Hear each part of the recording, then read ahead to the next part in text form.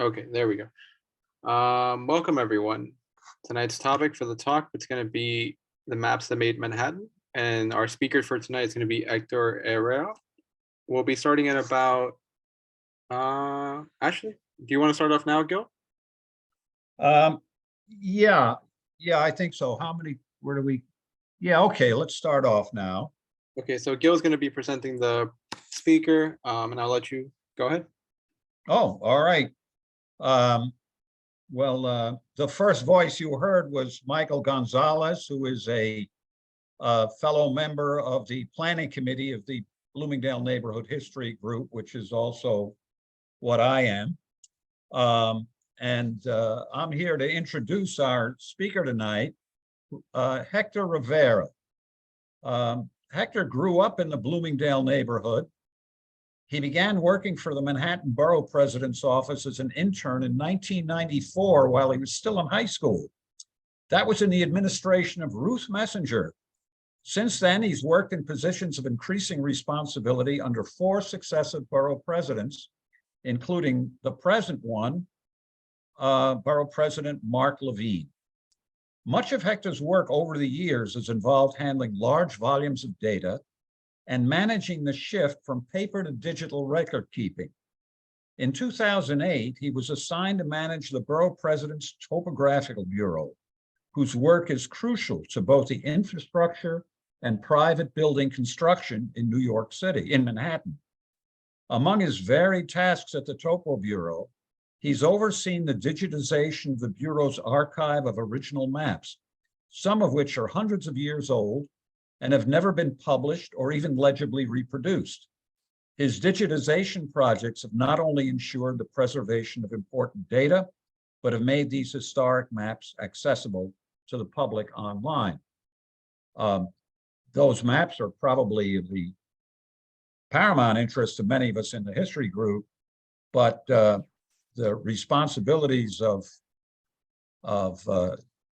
his office, the Topographical Bureau, and of Hector himself are much broader, and he'll be explaining those to you this evening. Okay, Hector, take it away. Thank you, Gil. Thank you, Michael. Today, I'm giving you a brief description of the Topographical Bureau responsibilities and resources I've been working on to make public. The Topographical Bureau houses the maps in the map room. The maps that are on file include historic maps, legal alteration maps, damage maps, grade maps, section maps, monumentation maps. What is the city map, legally speaking? The city map, legally speaking, started with the formation of in 1802 when the city street commissioners were established. The city street commissioners were Gouverneur Morris, John Rutherford, and Samuel D. Witt.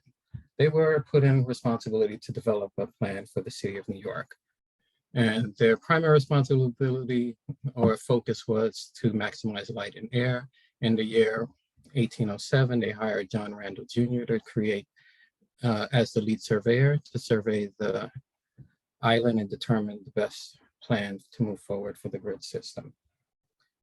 The 1811 Commissioner Plan was approved by the city and state, and it laid out all the avenues at 100 feet, all the streets at 60 feet, except for major cross streets that pretty much represent the express stops that we have today. 14th Street, 23rd Street, and 34th Street were all laid out at 100 feet back then within the original Commissioner's Plan. I'm going to interrupt you for a second. Can you reshare your screen to the presentation? I think we're still stuck on the block and lot map. Okay. Sorry about that. Yeah. Thank you. Okay. Let me go back. Oops. So this was the opening. Sorry about that. And then the maps are housed within these cabinets, flat files in the map room in the Topographical Bureau. These are the commissioners of the streets that was established in 1802. You have Gouverneur Morris, John Rutherford, and Samuel D. Witt. They hired a lead surveyor, chief surveyor, John Randall Jr. in the year 1807, and by the year 1811, the commissioner's plan was approved by the city and the state and laid out the street system, laying out avenues at 100 feet, streets at 60 feet, except for major cross streets that pretty much represent the express stops of the subway system we have today. Our office worked with the Museum of the City of New York to digitize the original surveys that John Randall Jr. created with the John Randall farm maps. And it's a detailed survey laying out the existing farmland that was with the ownership's name and the existing streets with the planned grid system over it. It shows all the marshland as well as the streams that a lot still exist underneath the city.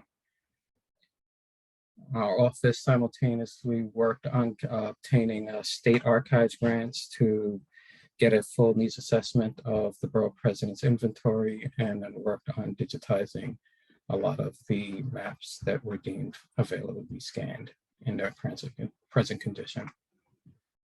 In the year 1853, the state legislature authorized eminent domain to acquire necessary land to develop Central Park. This map shows it's from 1868, showing the progress that the Central Park Commission had made at that time. It's quite interesting because it shows that it actually maps Broadway from 59th Street all the way up to 11th Avenue. It lays out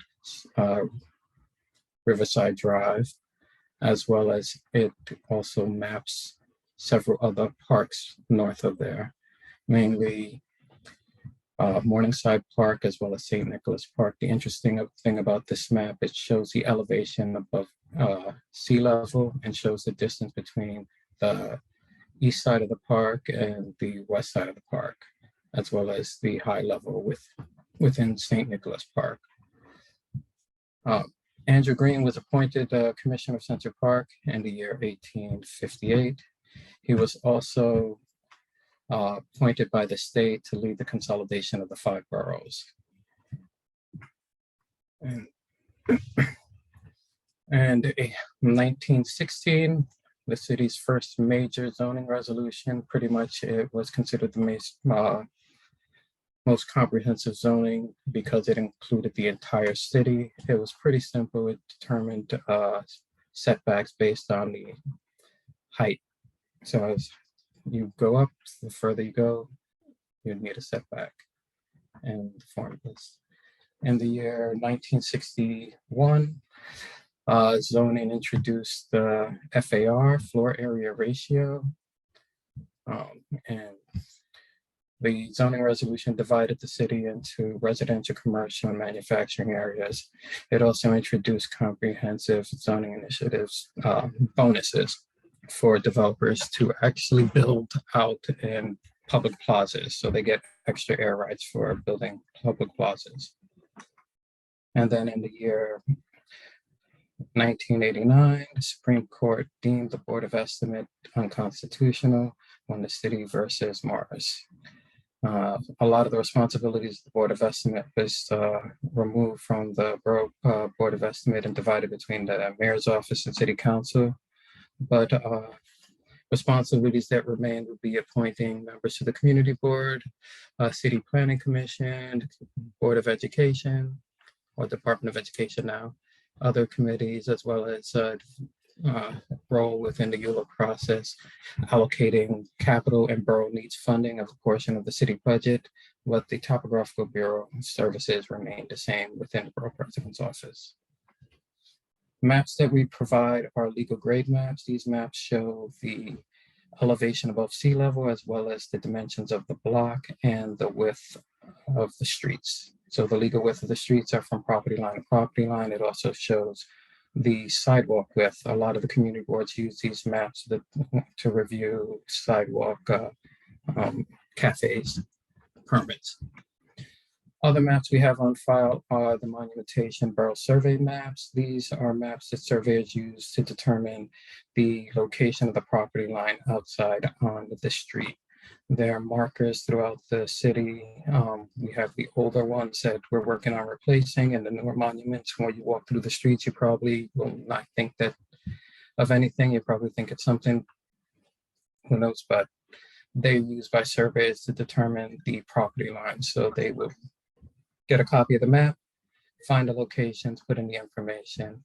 Our office is currently working with DDC to replace about 118 monuments throughout the borough of Manhattan today.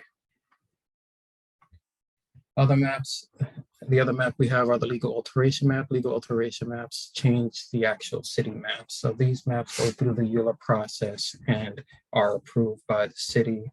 And then when they're filed with our office, they're legally adopted. This map in particular has a lot of ongoing work. It was legally adopted and approved November 3rd, 2006.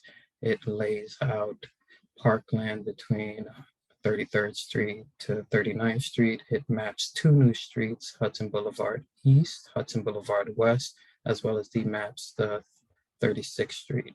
It establishes grades along the area. And that's pretty much the maps that we provide and use and how the city works. Other responsibilities that the borough president have are house number assignments. So for Manhattan, we have a two-step process for address assignments for all new buildings. The following are the type of requests that the office receives. We receive initial filing for a planned new building. Our office will issue a reservation letter reserving the appropriate house number based on the location of the planned entrance of that building. So if the building fronts multiple streets, whatever the primary entrance fronts is the address that they'll get. We also get verifications for building enlargements. This varies depending on how we process it. If the initial filing enlargement is twice the size of the original structure, the building is filed as if it were a new building. So it'd be issued a reservation letter. If the alteration is less than twice the size of the original, a verification will be issued verifying the appropriate house numbers to the building. And we also get no work verification applications. And this is pretty much when someone is selling a property and they need to update their CO. So they just need to request a new verification letter. And the building's been there for 150 years, but the paperwork requires verification of the address. Or for commercial spaces where there used to be a giant supermarket and they left, and now the owner of the building apportioned what was a supermarket into 3 different commercial spaces. We will verify the appropriate address. And the last is address assignment. This is permanently assigning an address to a newly constructed building. The office is empowered by the administrative code to assign and verify all house numbers. With the integration of technology, the office worked with city agencies to consolidate data and correct data discrepancies. The process currently goes as follows. We receive a request, we send out an invoice. Once the payment is received for that verification fee, the application request and the letter is processed and added to the house number assignment repository retrieval system. The office uses the house number process to track development throughout the borough. Working with Beta NYC to provide public access, I've been beta testing this process, the program. Department of Buildings should not issue any new building permits without receiving a reservation letter, getting the address verified, because this is to ensure that proper data is recorded within the building systems and financial system. Department of Buildings requires a letter from our office to get a final CO for any new buildings that make an alteration. And the system retrieval system went, I was beta testing with the Department of Buildings at the beginning of the pandemic as of April 2020, and started beta testing with expediters at the beginning of this year. Next steps would be to work with Beta NYC and make the resource public. And any questions? Or this is the address. This is the map database I created that gives people access to the city's map. Each of these represent a legal alteration map. You post hover your mouse over the number or call out of that map, the year of the map, and what that map does. If you want a copy of the map, you press the button and you get the actual legal alteration map for that area. We have a section map area. It's the map that is used predominantly by community board surveyors where they want to know what's the actual legal width of the street and elevations. And you could zoom in and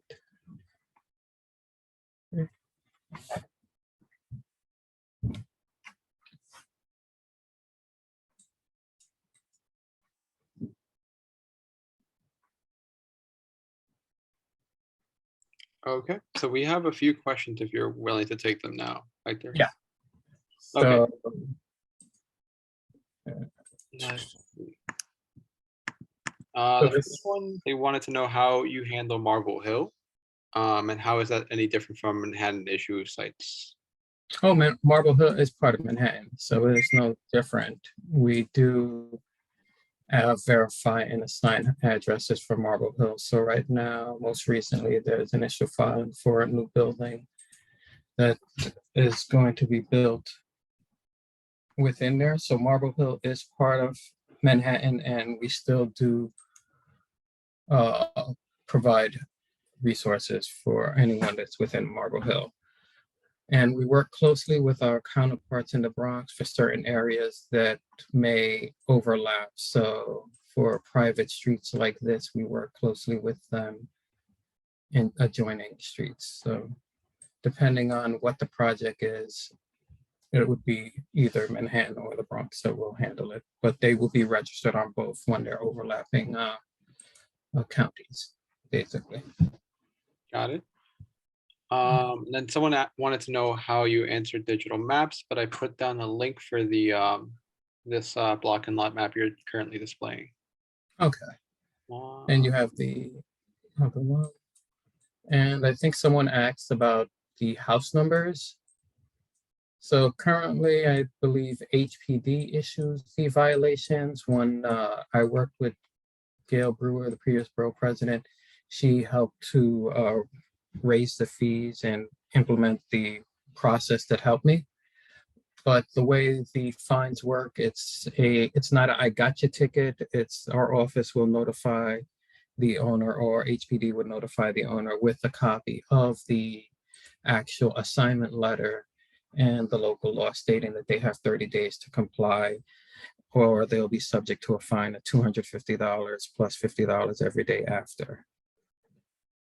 So before Gail raised the fee, the fine was $25 and $5 every day after. That would accumulate to $17,000, only $1,700 a year if we would, and it would be a waste of time and resources to actually pursue. So by her raising the fees, we are able to start creating a legal document that can hold them accountable. And all I have to do is show them a copy of the letter, a copy of the administrative code, and a copy of the house number rules, and they will post it. Got it. Someone wanted to know, is it possible to access the Manhattan maps that are often described in old conveyance records, as in the city of the registrar's office? He gave an example of there's a number of deeds and court cases that refer to J.F. Bridges, 1827 map of the Pacer track in Bloomingdale. The city register office in Jamaica doesn't seem to know much about maps. They focus on conveyance records. So for conveyance maps, they were sent to the city registrar's office. So I don't know what happened with them. Some of the maps I do have on file. If you could provide some information, if it's within Manhattan, I may have some information or a map with that. So it's not necessarily going to be on the website, because it was, what the website shows is pretty much the that the maps that were deemed safe to be digitized in their present condition without preservation work, as well as the maps that actually are more recent, that so that DOT and other city agencies and expediters and developers can use it to easily access the most recent alteration. So like the Hudson Yards development moving forward. And could you talk a little bit about house numbers? Like having a property that has a primary number, can they have aliases as well? Each block and lot has a slated address range, but our office only officially assigns an address to a built entrance. So if they only have one entrance to the building and they're only using that entrance then they could only get one address. So some buildings may have two, like a main entrance, a main address, and a management office address, but they need to separate entrance to have a separate address. Otherwise, they will have to have a unit number if they enter the same entrance location. And who's responsible for making sure that the addresses are on the buildings and proper signage is there? Theoretically, the borough president's office, the topographical bureau, but it's just me. So I'm creating a legal document so that other city agencies can do it. And usually anything I deal with, it's simple as providing a copy of the letter, the administrative code, and the house number rules, and letting them know that we can issue a violation, but I don't want to just put your number up. It's as simple as going to any hardware store. The minimum requirement is those little gold the numbers that you could buy for like $3 a piece. That's the minimum. And usually that's what they'll do and put it up after maybe they check with their lawyer or whatever. But the way the violations are written is that I would issue a letter saying that they're in violation. They have 30 days to correct it. Otherwise, they'll be subject to the fine. And then I have to go take documented proof and then grab that information and bring it to the city law department to draw a lawsuit to for the city to get the funds for that violation. Got it. Someone wanted to actually, this is a question about digital maps access. Do you know if the Randall's maps are accessible online? Yeah, that's what I did with the Museum of the City of New York Greatest Grid exhibit. So if we go to, let's go back here. And right here, this is the Greatest Grid exhibit, and you could get the full Randall interactive map. So instead of me recreating it, I let them put it and created a link to it. And this gives you full access and different, you could look at individual sheets and zoom in. They have this little glass that you can see how Randall put in the monuments, the elevation above sea level, the little fences that were there, and the details that were put in within the map. This is at 124th Street. Ah, yeah. Any other questions? Yes. How can someone purchase paper copies of the maps? Which maps? Because basically our office, well, with the Randall farm maps, I give out pages of them during the Open House New York presentation that I do in October. And then any of the legal alteration maps or anything else, we have I haven't, basically it'll be $5 for 2 linear feet of a print. We have a wide format printer. So if you needed a copy of a map or a print of a particular map, the fee is $5 for 2 linear feet of a print. Got it. Yeah, they didn't specify what map, but Well, everything pretty much is anything on there, you could download the map and get it printed yourself as well. got it. So the $5 per linear is really for engineers and people to take the survey maps out on the field, and there's not really good paper. It's like a soft kind of 20-pound paper. And if you wanted to print it for something, then you could take the digital image and have it printed. Okay, someone, there's actually a request for a specific block, and if you can you demonstrate historical mapping for block 1833 in Manhattan? Block 1833.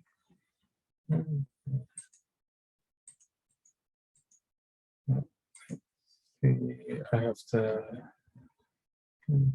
Is it the other?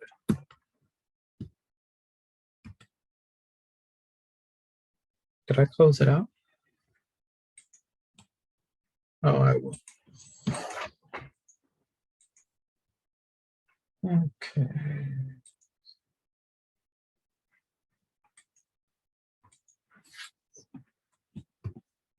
I just need to find out where 1833 is.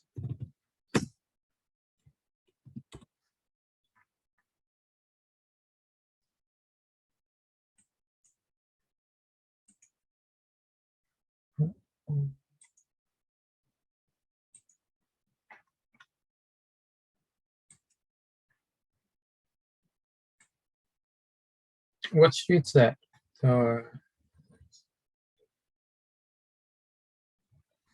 Also, if anyone has questions that they would like to ask out loud personally, they can just raise their hand and I'll unmute them, and that would also work.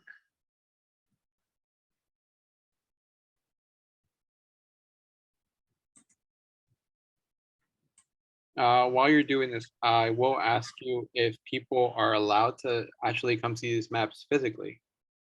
Yeah. And how would they do that? You would schedule an appointment by emailing me, and usually we would want to focus on a particular area. Let's see.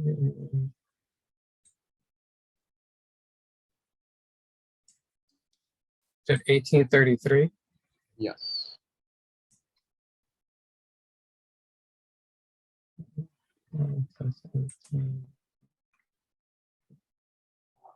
Okay, so here you could see, and 1959, there was a map alteration to demap the streets.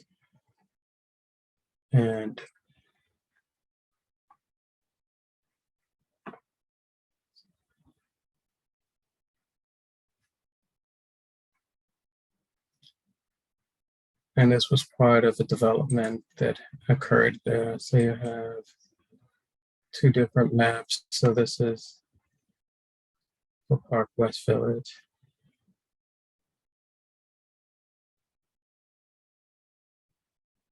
So this map widens 97th Street, alters the lines of 100th Street, and demaps 99th Street, establishes a sewer easement within the former bed of 98th Street. This one. And we also have the other maps, the land book maps, to track the house numbers and everything else that are not digital at the moment. Got it. Someone wanted to know if the grid has a primary survey benchmark location. Yes, they have two. So one's Columbus Circle and the other is 155th Street in Amsterdam, because you had your primary John Randall laying out the grid system north of Houston Street, and then the Central Park Commission was primarily in charge of laying out the street system north of 155th Street, but they couldn't change the line at 10th Avenue. So they had to follow the line at 10th Avenue. So their 00 would be at 155th Street and 10th Avenue. But that's a monument for location. What about elevation? Elevation, basically, it's right outside of Bellevue Hospital. So for Manhattan's elevation, it's 2.75 above federal datum. So That's where Manhattan's datum elevation is, right outside of Bellevue Hospital on the East River.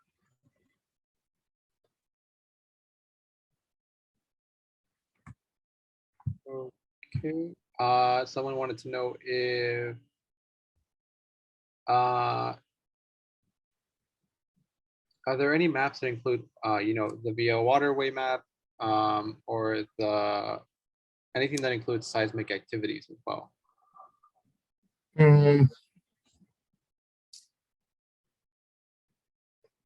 Not that I have on file that I'm aware of.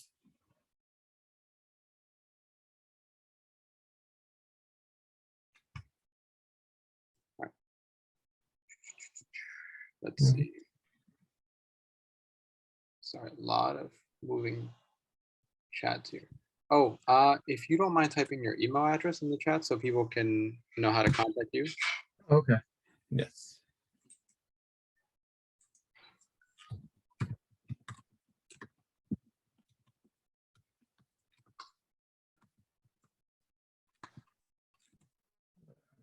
My email, anyone have any questions, you could always email me, and I will be happy to share with any maps that we have on file or any information. Okay, let's see. Michael, do we have questions coming in on the chat as well as on the Q&A? Yes. So another question that just came in is, what about buildings that want an address that's more prestigious than the building's location? For example, the building on 85th Street, east of Park Avenue, but they want the Park Avenue address. They would have to come to our office and get approval, and that's why I built the system so that all city agencies are on the same page regarding what addresses are approved versus what addresses the developer says or tries to change. And if they make any changes, the city agencies can access and verify that and just pull the actual letters that I've issued. So to avoid any issues with people creating fake letters or misleading information, we're trying to make all this accessible and all city agencies have access, as well as pushing it to the general public. So if the letter says the address is what it is, then they should not be posting a different address. Got it. We had another question it's a little bit tricky here. It says the USPS is unique in the fact that it will call North End, South End, and East End avenues, but will only designate West End as a W.End avenue. Can your office find out why and correct this? They have their own system, so they're not federal, but they have their own data system. So the way that they categorize it, I could just verify the actual name of the street and everything, but to correct the way we could add additionals, but if that's what they have in their system, you could reach out to me directly and I could put you in contact and we could see what would be the best solution to resolve that. Got it. Another question is, in Greenwich Village, there's been a few addresses that they've seen, such as 42nd and a half or 3rd Street or 22 and 7/8 4th Street. Are these real addresses or are they just whimsy address? Some half addresses are real addresses. They've been in existence for a long time. Basically, as the city started, before they would do one house number per property, they weren't adding additional or making sure that each lot had enough numbers for future development. So if a property had a frontage of 50 feet, they would give it one number. The next property had a frontage of 100 feet, it would be one number. And then all of a sudden they build a building in between, and that's when those half numbers were issued. So it's not new, it's been around for a long time. A lot of them are basically historical. And occasionally I will assign an address of a half if due to it needing a individual number for that entrance. Got it. Okay.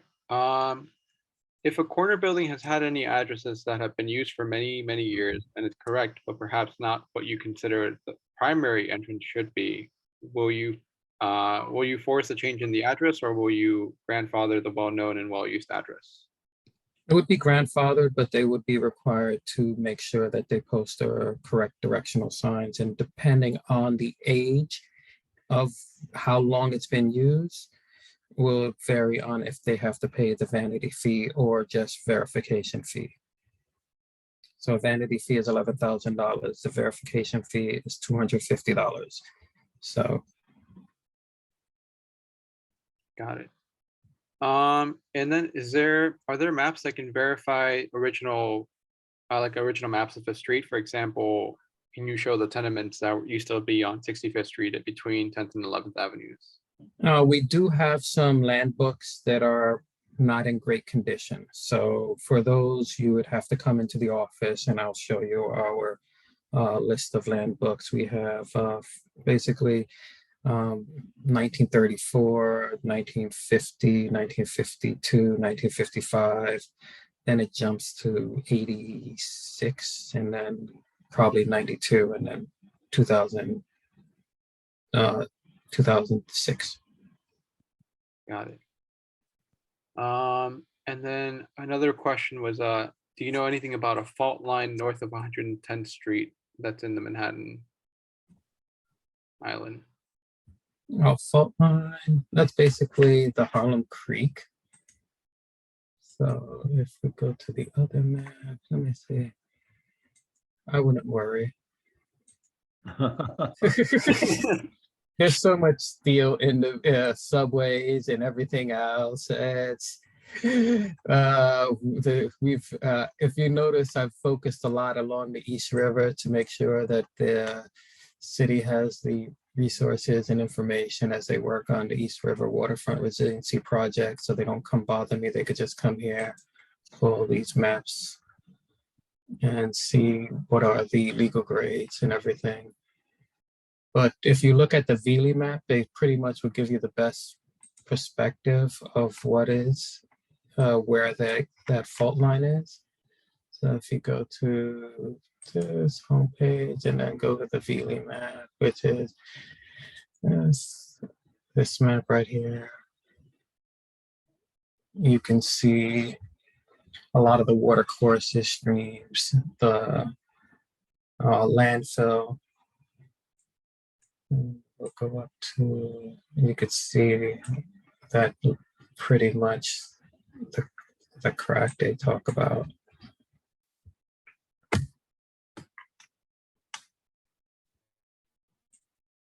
Yeah, someone also brought up another fault line that's under layers of schist along the 125th Street. The fault runs from North New Jersey to the East River, skirting the northern tip of Central Park and running southeast to Roosevelt Island. Because of the fault, the one train rises above ground and goes over a trestle bridge on 125th Street. The fault also forms the natural boundary between Manhattanville and Harlem. The last major city earthquake happened in 1884 and was centered around Coney Island. And New York City is susceptible to earthquakes with magnitudes of 5.0 every century or so. Interesting. And then could you please explain how sea level has been mapped over various periods of time? They refer to the Randall's map using mean of the high tide. Do you know if other water levels were used? Some of the maps will show low water and high water marks, water lines on there. And then you have several maps on file from the Army Corps of Engineers and the Harbor Commission maps that show those information along the shoreline. And then in another map they encounter was like a 1909 contour map of the Western Bronx. It has a 0-foot counter. Do you know what that means? Is it 0-foot counter? I would not offhand, no. I would need to see, and because in the past you would have to go to the legend of the maps to.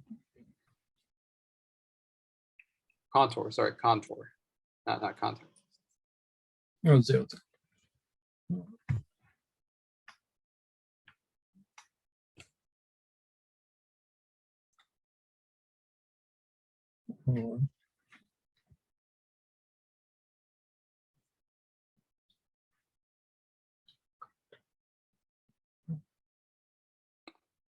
Another question that also came up is, do you know where the second Randall's bolt is? Right, Randall bolt is. There's within Central Park. There's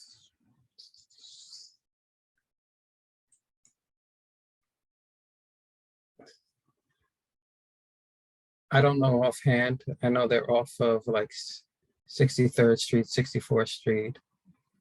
And I was told 4 were found throughout the park. So, Got it. and then there's actual one marble monument up on the north part of the park that they keep hiding. But if you know, you could find it, and then they keep covering it so that no one would. Let's see. Can you talk actually a little bit about the addresses on West End Avenue, or and the specificity of, like, why they don't, even though their doors aren't on the Riverside. Sorry, not West End, Riverside Avenue. Riverside Drive. Basically, depends on where the buildings were built. Let me see if-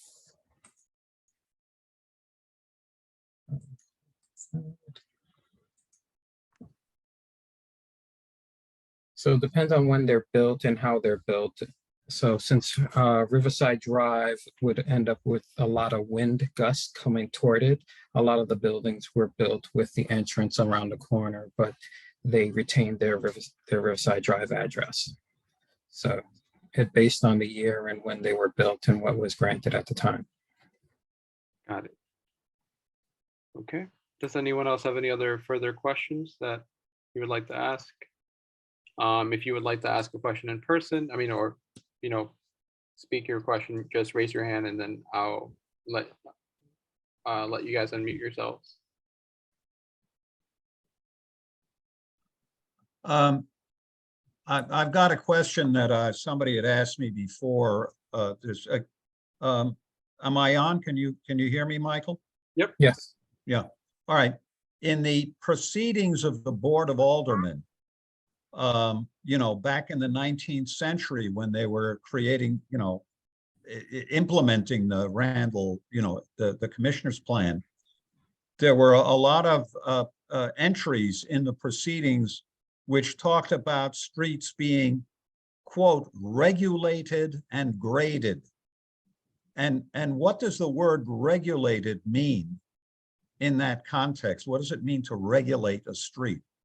Well, regulate means that the city is establishing the legal width of it, and the grading is the elevation above sea level for it. So as they started to build, they would be picking certain areas to build first. And then they would have to, the later streets had to conform to the elevations of those earlier ones. Yeah. So had to meet it. Had to Once meet they them established correctly. the grade and elevation, they built, and then they deemed open public city streets. Yeah. Mhm. Got it. Okay. Thank you. Also, someone brought up a question about West 112th Street, on the south side of the street, just west of Broadway. There seems to be a giant rock. Do you know the reason why the space was never developed? I don't know exactly where. West, West 112th Street, so just west of Broadway, just west of Broadway. on the south side of the street.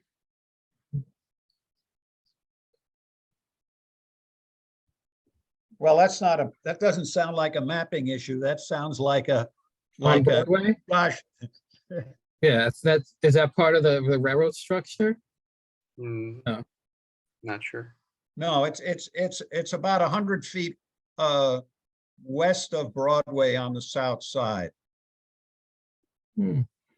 Okay. And I think they just didn't want to spend the money to. I'm curious now. Now I gotta go see it and find out, and I'll be able to get the answer. Because now that's Got it.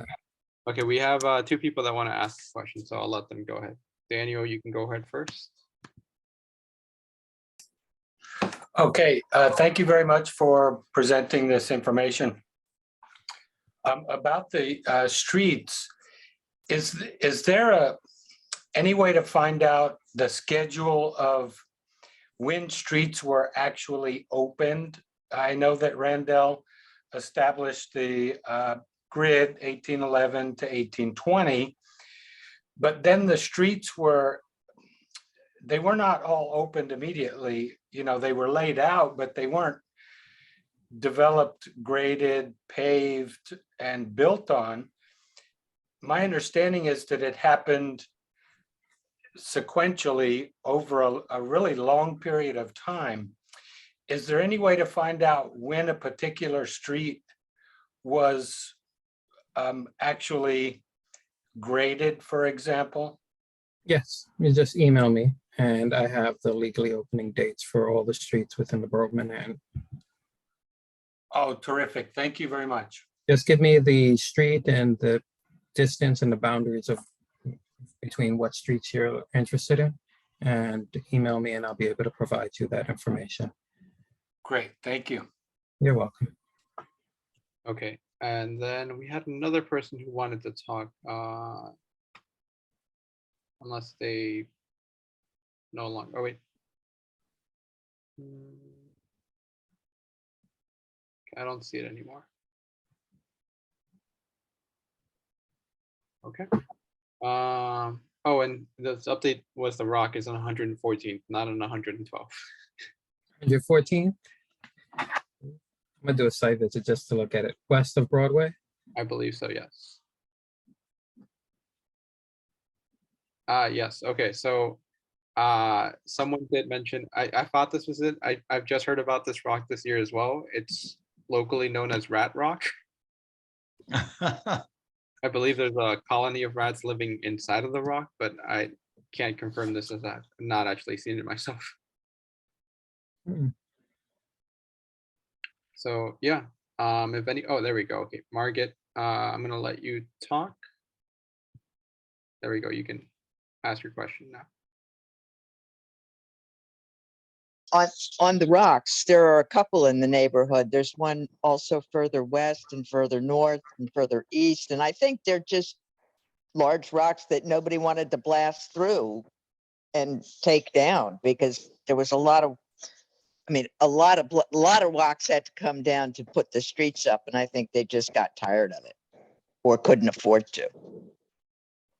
Because there's one there. I think there's one over just north of St. John's, and then there's another one in like 119 or up by Morningside.